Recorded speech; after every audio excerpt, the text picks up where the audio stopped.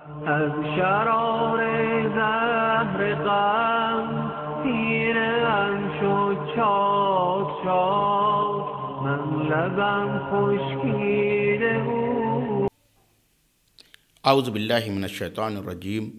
بسم اللہ الرحمن الرحیم. وصلی اللہ علی محمد وآلہ الطاہرین. اور خداوند عالم سے دعا کرتا ہوں کہ پروردگار ہم سب کو شیعیان امام محمد تقی علیہ السلام میں شمار فرمائے.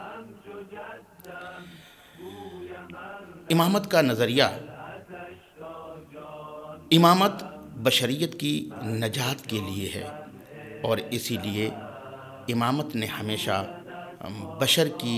ہدایت کی اور ان کی مشکلات کا راہ حل پیش کیا اور خدمت خلق کا وہ تصور دیا جو تصور کہیں اور آپ کو نظر نہیں آئے گا. یہی وجہ ہے کہ حتیٰ کہ اگر اپنی حکومت نہ بھی ہو تو دوسروں کی حکومت میں شمولیت کے لیے بھی یہی جذبہ کار فرما رہتا تھا کہ وہ وہاں پہنچ کر مستحقین، غریبوں کی اور ناداروں کی مدد کر سکیں اور امام کے چاہنے والوں کی نصرت کر سکیں. یہی وجہ ہے کہ ہم دیکھتے ہیں کہ امام جواد علیہ السلام کے زمانے میں آپ کے چاہنے والے بہت سے ایسے لوگ تھے جو حکومت کے اعلیٰ عہدے پر فائز ہوئے. یاد رکھیے، حکومت کا عہدہ ذاتی طور پر یہ کوئی ہم کہتے ہیں کہ ذاتاً نہ اچھی ہے نہ بری ہے. حکومت کا کوئی عہدہ نہ اچھا ہے نہ برا ہے، بلکہ ہم اس سے جو کام لیتے ہیں اس کے اعتبار سے وہ اچھا اور برا ہو سکتا ہے. اگر حکومت کا عہدہ برائیوں کے لیے ہو، ذاتی مفادات کے لیے ہو تو پھر اسے اچھی نگاہ سے نہیں دیکھا جائے گا. لیکن اگر حکومت کا عہدہ اور سیاست میں انسان اس لیے آتا ہے تاکہ عوام کی خدمت کر سکے، تاکہ اور لوگوں کے مسائل کو حل کر سکے، تو پھر وہی عہدہ جو ہے وہ اچھی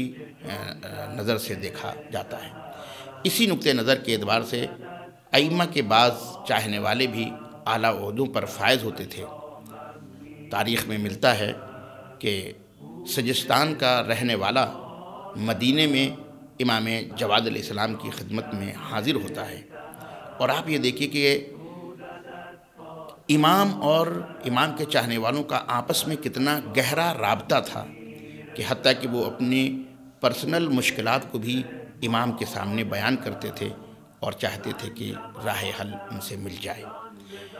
سجستان کا رہنے والا شخص امام کی خدمت میں آتا ہے اور آپ کو بتاتا ہے کہ میرے علاقے کا جو گورنر ہے وہ اہل بیت کا چاہنے والا ہے، اور اس کے بعد آپ سے فرمائش کرتا ہے کہ میرے اوپر جو حکومت کی طرف سے لگان لگایا گیا ہے میں اس کو ادا نہیں کر پا رہا ہوں اور اس لیے میں مقروض ہوں.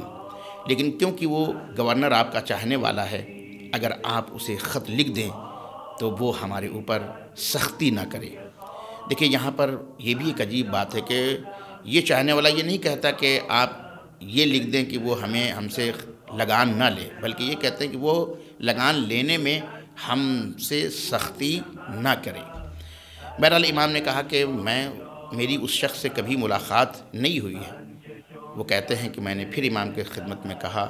کہ وہ آپ اہل بیت کا چاہنے والا ہے. تو امام نے کاغذ کا ایک ٹکڑا لیا اور اس کے بعد اس گورنر کے نام خط لکھا کہ جس گورنر کا نام تھا حسین بن عبداللہ نیشاپوری، یعنی وہ گویا نیشاپور کے رہنے والے تھے اور سجستان کے گورنر بنے تھے. تو اس سے پتہ چلتا ہے کہ اگر آپ دیکھیں تو اس کا مطلب خود نیشاپور میں بھی شیعت تھی اور سجستان کے علاقے سے یہ انسان آیا تھا، گویا وہاں بھی شیعت پائی جاتی تھی، یعنی دور دراز کے علاقوں میں شیعت پھیل چکی تھی. بہرحال امام نے کاغذ کا ٹکڑا لیا اور اس پر اس گورنر کو خط لکھا کہ حامل نامہ جو یہ خط تمہارے پاس لے کر کے آ رہا ہے اس سے میں نے تمہارے بارے میں مبارک رائے جانی، یعنی اشارہ کیا کہ گویا انہوں نے بتایا کہ تم ہم اہل بیت کے چاہنے والے ہو۔ اس نقطے کی طرف گویا امام نے اشارہ کیا۔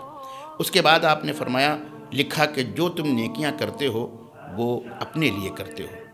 اور یہاں سے گویا انسان کو یہ تصور دینے کی کوشش کی کہ انسان اگر نیکیاں کرتا ہے تو یہ مت سوچے کہ اس کی نیکیوں سے دوسروں ہی کو صرف فائدہ پہنچ رہا ہے، بلکہ وہ جو بھی نیکیاں کرتا ہے سب سے پہلے اس نیکی کا فائدہ اسے پہنچتا ہے۔ اور اگر یہ تصور راسخ کیا جائے تو پھر انسان کبھی غرور میں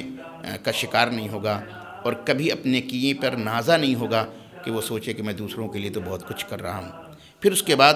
امام نے ان کو یہ جملہ تحریر فرمایا کہ لہٰذا اپنے بھائیوں کے ساتھ نیکی اور بھلائی کرو اور جان لو کہ خدا تم سے تمہارے اعمال کے بارے میں پوچھے گا۔ تو یہاں سے آپ دیکھیے کہ امام نے اس کو ایک اہم نقطے کی طرف اشارہ کیا ہے کہ دوسرے بھائیوں کی انسان ان کے ساتھ بھلائی کرے، نیکی کرے، اور یہ بھی جان لے کہ خداوند عالم کل اس سے یہ سوال بھی کرے گا۔ بہت سے لوگ ہیں وہ بہت سی صلاحیتیں رکھتے ہیں، بہت سے اعلیٰ عہدے پر بھی ہیں، لیکن وہ کسی کے لیے کچھ نہیں کرتے ہیں۔ لہٰذا اس سے یہ نقطہ سمجھ میں آتا ہے کہ اگر کسی کو کوئی منصب مل رہا ہے تو اس کی ذمہ داری بن جاتی ہے، حتیٰ کہ بارگاہ الہی میں اس سے یہ سوال کیا جائے گا کہ تم وہاں تک پہنچے تھے، تم کتنی نیکیاں کر سکتے تھے، تم کتنے لوگوں کا بھلا کر سکتے تھے، لیکن تم نے ایسا نہیں کیا۔ بہرحال یہ خط امام نے لکھ کر کے اس شخص کو دے دیا، اور جب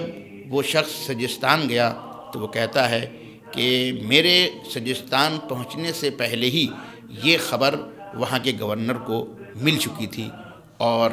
وہ گورنر ہوتے ہوئے بھی آپ دیکھیے کہ اس کا کردار کتنا اچھا ہے۔ آج لوگوں چھوٹے سے عہدے پر پہنچ کر لوگوں کا دماغ خراب ہو جاتا ہے، لیکن آپ دیکھیے کہ وہ اتنے بڑے عہدے پر فائز ہونے کے بعد جب یہ خبر پہنچ گئی اس تک، تو وہ کہتے ہیں کہ جب میں سجستان پہنچا تو 2 فرسخ پہلے ہی وہ گورنر میرے استقبال میں آیا ہوا تھا۔ آج دیکھیں کہ لوگ چاہتے ہیں کہ لوگ خود ان کا استقبال کریں، لیکن یہ ہے امامت کا نظریہ کہ امامت کے نظریے میں جب کوئی کسی عہدے پر فائز ہوتا ہے تو اس کا اخلاق اور اس کا کردار اتنا بلند ہو جاتا ہے کہ وہ اپنے استقبال کی فکر نہیں کرتا، بلکہ وہ اہل بیت کے چاہنے والوں کا خود استقبال کرتا ہے، جبکہ وہ خود اعلیٰ عہدے پر فائز ہے۔ آپ دیکھیے کہ وہ کہتے ہیں کہ 2 فرسخ پہلے ہی میرے سجستان پہنچنے سے پہلے وہ وہاں حاضر تھے، اور جب میں وہاں پہنچا تو انہوں نے میرا استقبال کیا، اس گورنر نے، اور اس کے بعد میں نے خط دیا۔ تو اب آپ دیکھیے کہ اس خط کے لینے کی جو صورت ہے وہ بھی انہوں نے بیان کی کہ جیسے ہی میں نے اس خط کو گورنر کے حوالے کیا، انہوں نے اس خط کو چوما اور اپنی آنکھوں سے لگایا۔ تو یہاں سے پتہ چلتا ہے کہ انسان حتیٰ کہ بڑے عہدے پر پہنچنے کے بعد بھی اسے یہ چاہیے کہ وہ اپنے مشن سے غافل نہ ہو، اپنے عقیدے سے غافل نہ ہو، اور دیکھیں کہ یعنی امام کا ایک خط ان کی نگاہ میں کس قدر حیثیت رکھتا ہے کہ وہ اسے چومتے بھی ہیں اور آنکھوں سے لگاتے ہیں، اور پڑھنے کے بعد کہتے ہیں کہ اگر جو خط لے کر کے آئے تھے ان سے پوچھتے ہیں کہ آپ کی کوئی حاجت ہو تو آپ مجھ سے بیان کیجئے۔ تو انہوں نے کہا کہ میرا اوپر جو حکومت کا لگان ہے وہ میں ادا نہیں کر پا رہا ہوں اور اس لیے میں مقروض ہوں، تو مجھے مہلت دی جائے۔ بہرحال وہ گورنر تھے تو انہوں نے بہتر انداز سے اس کا جواب دیا، اور انہوں نے ان کے اس لگان کو معاف کر دیا، بلکہ یہ بھی حکم دیا کہ جب تک وہ گورنر ہیں ان سے لگان وصول نہ کیا جائے اور ان سے خراج وصول نہ کیا جائے۔ پھر وہ کہتے ہیں کہ انہوں نے میرے حالات دریافت کیے کہ ہمارے حالات کیسے ہیں، اور جب میں نے ان کو اپنے حالات بتائے تو اس کے بعد انہوں نے ہمارے لیے وظیفہ بھی معین کر دیا۔ تب آپ دیکھیے کہ کس طریقے سے ایک عہدے پر پہنچنے والا دوسروں کے لیے کس کردار کے ساتھ، ایک معمولی انسان کے ساتھ،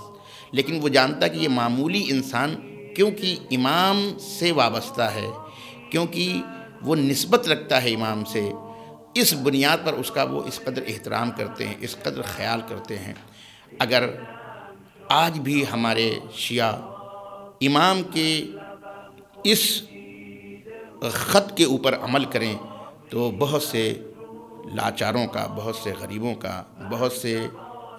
جو انسان ضرورت مند ہیں ان کی ضرورتوں کو پورا کیا جا سکتا ہے، اور کوئی عہدہ ان کے آڑے نہیں آ سکتا اور کوئی عہدہ انہیں مغرور نہیں کر سکتا ہے۔ اور اس سے پتہ چلتا ہے کہ حتیٰ کہ انسان حکومت میں بھی آئے تو اس نیت کے ساتھ آئے کہ وہ لوگوں کی بھلائی کر سکے۔ کیوں؟ اس لیے کہ ایک دن یہ عہدہ چلا جائے گا، مگر ہو سکتا ہے کہ یہ سوال کیا جائے خدا کی طرف سے کہ تمہیں اتنا بڑا عہدہ ملا تھا، تم بہت سی خدمات انجام دے سکتے تھے، لیکن تم نے انجام کیوں نہیں دیا؟ لہٰذا امام کی اس تعلیم کے نتیجے میں ہمیں بھی چاہیے کہ ہم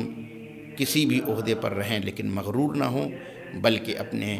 دوسرے محروم لوگوں کا خیال رکھیں اور ان کی ضروریات کو پورا کرنے کی کوشش کریں۔ آئیے خدا سے دعا کرتے ہیں کہ خدا بند عالم یہ توفیق ہماری قوم کو اور ہم سب کو مرحمت فرمائے۔ والسلام علیکم ورحمۃ اللہ وبرکاتہ۔